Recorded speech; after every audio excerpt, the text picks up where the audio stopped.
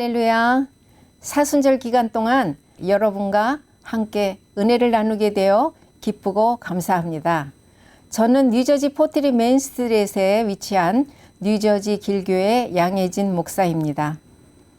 4월 11일 오늘은 함께 나누실 말씀은 예수님께서 순환을 시작하러 예루살렘을 입성하시면서 제자들에게 교훈하신 내용입니다. 오늘 나누실 본문 말씀은 마가복음 9장 33절부터 37절입니다.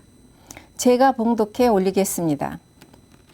가버나움에 이르러 집에 계실새 제자들에게 물으시되 너희가 길에서 서로 토론한 것이 무엇이냐 하시되 그들이 잠잠하니 이는 길에서 서로 누가 크냐 하고 쟁론하였음이라.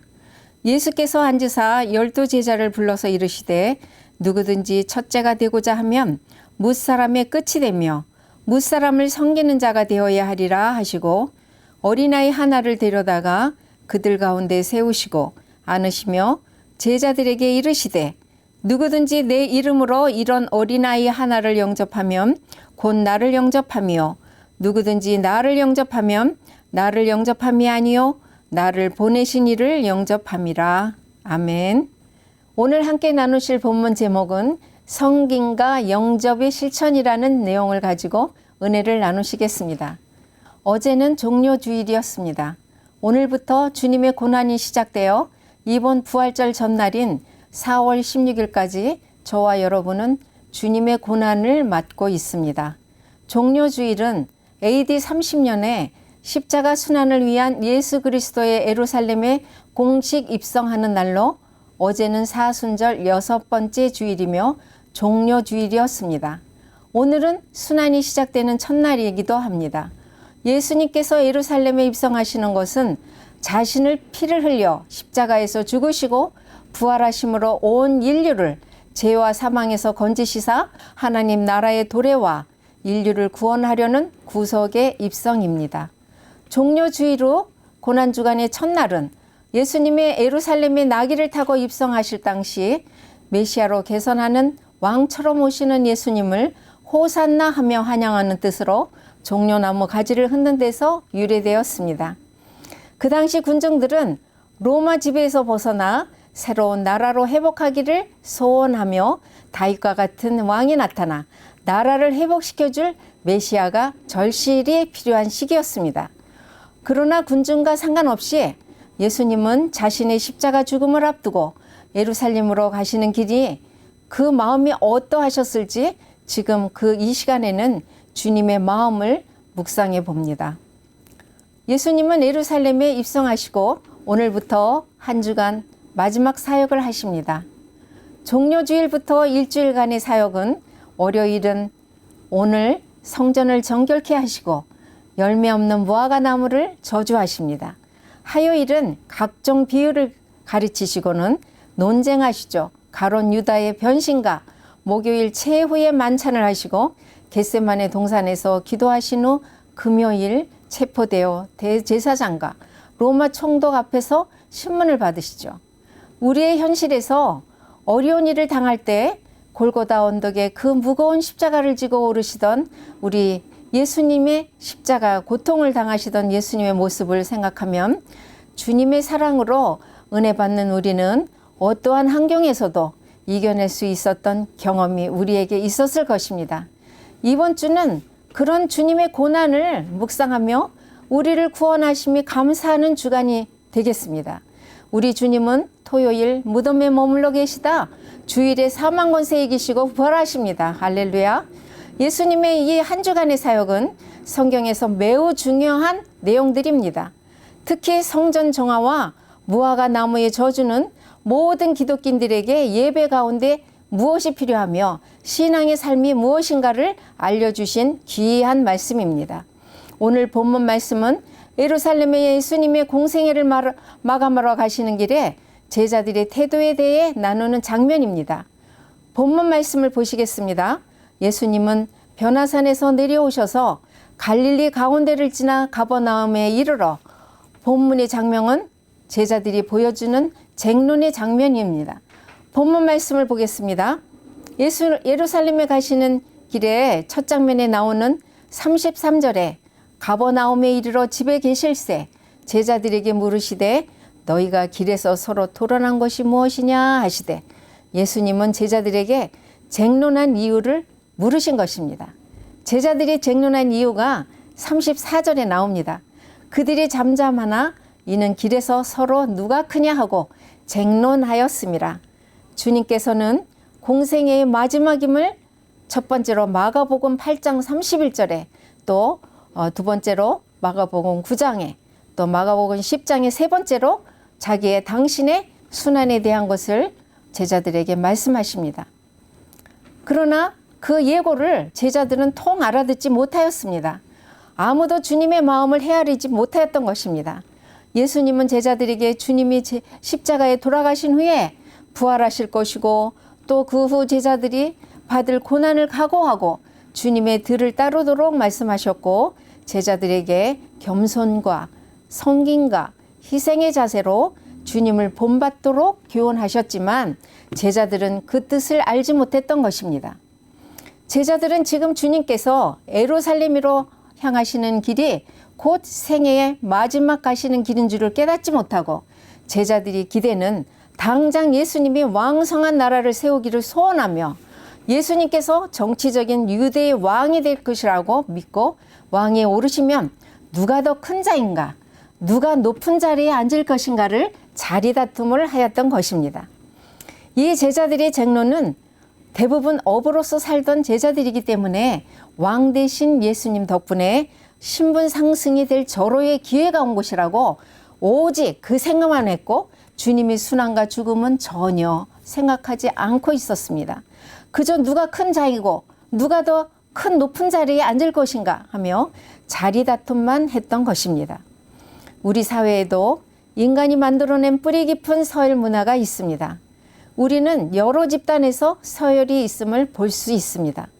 서열이 능력인 사회가 지금 우리의 사회입니다. 그 당시 유대 사회도 마찬가지였기에 신분이 낮은 제자들은 주님 덕분에 한 자리에 오를 것을 생각했던 것입니다.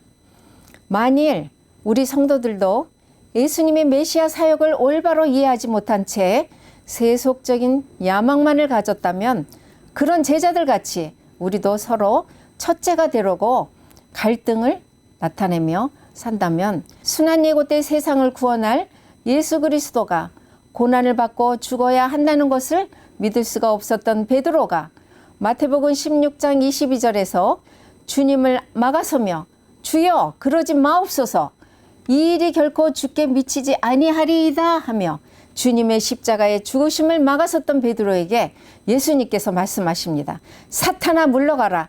너는 나를 넘어뜨리게 하는 자이니라 하고 성경은 말씀했다고 하십니다. 그런 모습은 지금의 우리의 모습과도 같으며 만약 우리 성도들이 예수 그리스도를 통해서 현세적인 축복과 만족만을 추구한다면 우리들 역시 주님의 고난과 죽음을 앞두고 자신의 메시아 왕국을 높은 자리를 차지하려던 제자들과 조금도 다를 바가 없을 것입니다. 우리는 신앙의 세월이 흐르면 흐를수록 하나님의 사랑을 알면 알수록 죄인 중에 내가 죄수라고 고백했던 우리 바울처럼 우리는 그런 죄인임을 뼈저리게 깨달아야 할 것입니다. 그래서 더욱 우리는 겸손해지고 내가 이 땅에서 살아야 하는 그 가치를 발견하게 될 것입니다. 하나님의 사랑과 예수 그리스도의 대속의 은혜를 그 사랑의 깊이와 높이 그 넓이를 깨달은 그 분량만큼 우리는 신실한 믿음으로 살게 될 것입니다. 종려나무 가지를 들고 입술로 호산나를 부르던 군중이 아니라 하나님의 사랑을 아는 대속의 은혜를 진심으로 깨닫고 감사하며 십자가에서 죽으사 우리를 구원하시고 영생을 주심이 감사한 마음을 간직하고 살아야 할 것입니다. 우리 주님의 그 뜻을 안다면 예수님처럼 우리도 그 십자가를 지는 삶을 살아야 할 것입니다. 하나님 나라에서는 가해자와 피해자가 바뀐다고 합니다. 하늘 보좌를 버리시고 이 땅에 오신 예수께서 온전히 그 생명을 내어주시고 죽으셨을 때 하나님께서 그 이름을 모든 이름 위에 뛰어난 이름으로 삼아주시고 지금까지도 모든 인류의 역사 속에 가장 위대한 이름으로 우리 가운데 계십니다. 이 큰 사실을 기억한다면 우리가 인정받기보다는 손해를 보며 상대가 더 칭찬받게 하고 더 높임을 받게 한다면 세상 사람들이 이 험한 세상에서도 크리스천은 무언가 다르구나 하며 믿지 않는 영혼들이 우리를 통해 예수 그리스도를 영접하게 될 것입니다. 사랑하는 성도 여러분, 우리 주님에게는 서열과 우열과 지위의 높고 낮음이 존재하지 않으심을 우리는 기억하여야 할 것입니다. 두 번째로 35절 말씀에 누구든지 첫째가 되고자 하면 무사람의 끝이 되며 무사람을 섬기는 자가 되어야 하리라 하십니다. 본문에 첫째와 섬김이라는 두 단어가 나옵니다. 주님은 제자들을 불러서 섬김, 디아코노스에 대해 말씀하십니다. 헬라어 디아코노스는 봉사자, 심부름하는 자, 복음의 사역자를 말합니다. 우리는 모두 첫째라는 단어를 좋아합니다. 그러나 주님은 첫째가 되려면 끝이 되고 무사람을 섬기는 자가 되어야 한다고 말씀하십니다. 우리 자신은 물론이고 우리의 자녀도 첫째가 되고 으뜸이 되는 것을 우리는 원하고 좋아합니다. 그러나 우리 주님은 말씀하십니다. 첫째가 되려면 먼저 끝사람이 되고 섬기는 자가 되라고 말씀하십니다. 또한 마가복음 23장 11절에 너희 중에 큰 자가 너희를 섬기는 자가 되어야 하리라. 누구든지 자기를 높이는 자는 낮아지고 누구든지 자기를 낮추는 자는 높아지리라 하시고 마태복음 20장에도 너희 중에 누구든지 크고자 하는 자는 너희를 섬기는 자가 되고 너희 중에 누구든지 으뜸이 되고자 하는 자는 너희 종이 되어야 하리라 하고 말씀하신 것입니다. 우리는 지금 지배와 서열의 사회를 살고 있지만 그러나 주님께서는 말씀을 지배하라는 것이 아니라 지배를 포기하라고 말씀하십니다. 주님은 그것이 하나님 나라와 하나님 통치와 하나님 백성의 삶이라고 말씀하신 것입니다. 우리 주님도 마가복음 10장 45절에 말씀하셨습니다. 인자는 섬김을 받으러 온 것이 아니요 오히려 섬기러 왔다고 말을 하셨습니다. 자기 목숨을 인류의 대속물로 주신 우리 주님은 우리를 구원하시기 위해 스스로 죽으셨습니다. 그런 주님의 자치를 따르는 그리스도인들이 빛을 발하는 순간은 스스로 겸손할 때라고 하십니다. 겸손한 모습으로 겸비한 마음으로 섬기는 삶의 모습으로 살 때 그리스도인들은 아름답고 밝은 빛을 발하게 되는 것입니다.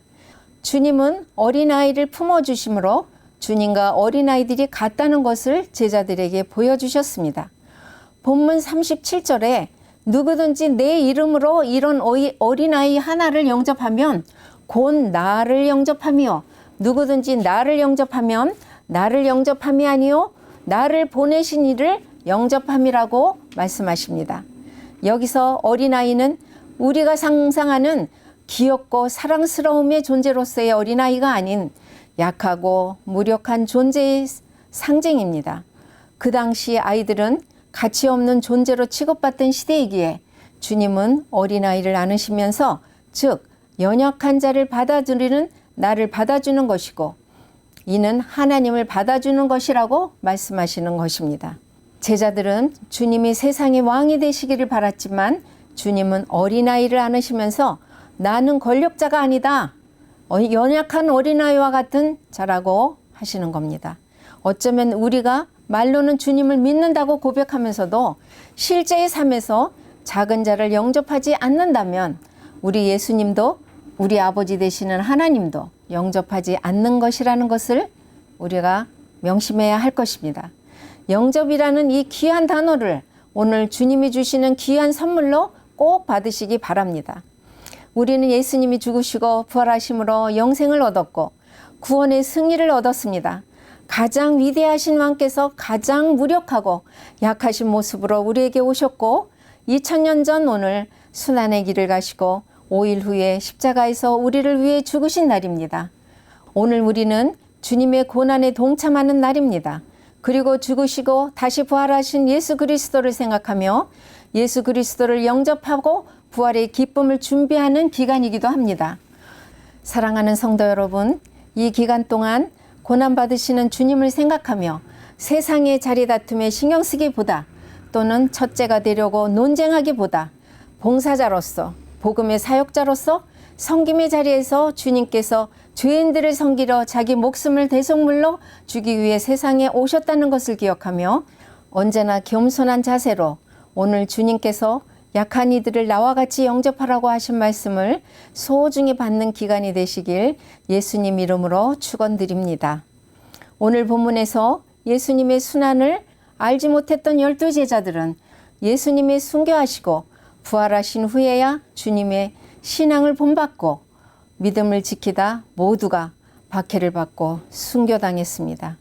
예수님은 당신을 따르는 자들에게 의를 위하여 박해를 받는 자는 복이 있나니 천국이 그들의 것임이라고 하시고, 또한 사도 바울은 사도행전 20장 24절에 나의 달려갈 길과 주 예수께 받은 사명 곧 하나님의 은혜를 복음을 증거하는 일은 마치려 하면은 나의 생명을 조금도 귀한 것으로 여기지 아니하노라 했습니다. 끝으로 우리는 세상 가치보다 영생을 소망하며 하나님의 구원의 축복으로 주님을 찾아 교회로 부름받아 나온 성도들이라는 것을 감사하여야 하겠습니다. 주님의 핏값으로 값없이 구원받은 우리, 하나님을 만나고 사람을 살리려는 영접의 방법을 알려주신 우리 주님의 교훈대로 성김과 그리고 영접함을 실천하며 산다면 하나님을 영화롭게 하며 부활의 놀라운 빛과 영광이 여러분에게 환하게 비칠 것입니다. 말씀을 마치겠습니다. 오늘도 고난받으신 우리 주님을 생각하며 십자가 고난의 길을 가시면서 제자들에게 말씀하셨던 첫째가 되려면 끝이 되라는 말씀과 성김 그리고 영접함을 실천하며 살라는 주님의 말씀을 붙들고 오늘도 주님의 고난에 동참하는 하늘을 지내시는 저와 여러분이 되시기를 바라며 말씀을 이만 마치겠습니다. 감사합니다. 기도하시겠습니다. 사랑의 하나님, 오늘 이 새벽에 예수님께서 예루살렘에 입성하시면서 제자들에게 가르치신 교훈을 묵상하였습니다. 예수님께서 세상 죄를 지고 가는 하나님의 어린 양으로 십자가를 지시기 위한 입성임을 깨닫지 못하고 세상 자리 욕심에 마음 팔렸던 제자들 같이 우리는 그런 세상 욕심을 마음껏 사는 성도가 되지 않도록 인도하여 주시옵소서. 이 고난 기간 동안 더욱 주님의 사랑을 깨달으며 감사하며 주님 뜻을 이루며 살아가는 저희 되도록 인도하여 주소서. 주님께서는 예루살렘에 입성하실 때 믿지 않는 무리로 인해 눈물을 흘리며 우셨다 하셨습니다. 저희도 주님을 영접하는 그 마음으로 주님을 믿지 않는 영혼들을 위해 복음을 위해 기도하며 안타까이 눈물 흘리는 저희가 되게 하여 주시옵소서. 오늘도 주님께서 순환당하신 그 고난을 묵상하며 동참하며 예수님의 사랑과 은혜를 더 깊이 체험하는 뜻깊은 하루가 되기를 원하오니 주님, 우리에게 한량없는 은혜로 채워 주시옵소서.